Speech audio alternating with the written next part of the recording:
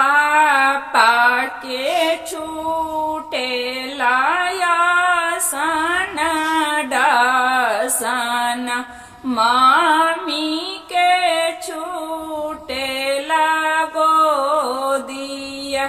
पापा के छूटे लाया सन डासन, मामी के छूटे लागो दिया।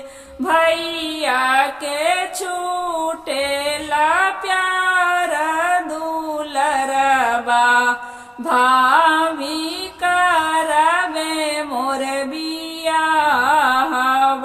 भैया के छूटे ला प्यार दुलरबा, भाभी करवे मोर बियाहवा। पापा कहले बेटी 10 कोस बियाहवा, आमा कहेली 5 कोस हो। पापा कहली बेटी 10 कोस बियाहवा, आमा कहेली 5 कोस हो। भैया कहली बहिनी काशी बियाहवा, नीता उठी करिए सलाना हो।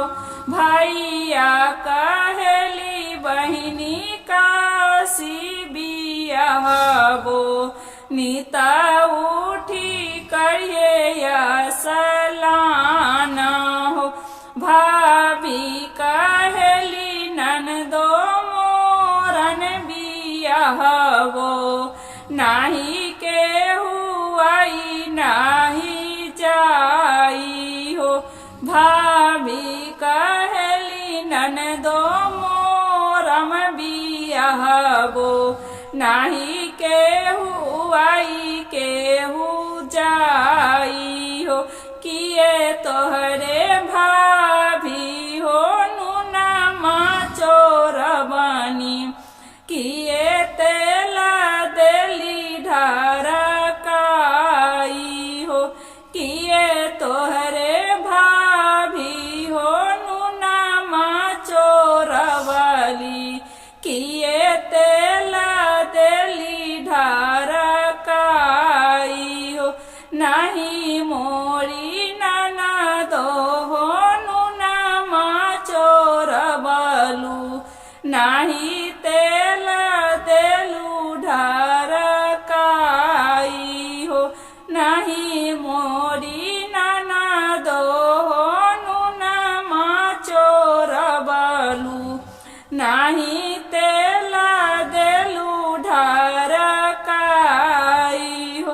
रामा रसोया ननदो बिरही जे बोललू, ताही से ब्यायरन भैलू हो।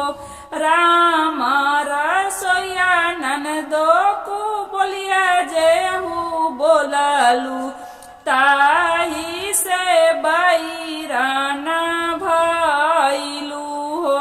पापा के छूटे लाया सन डासन, मामी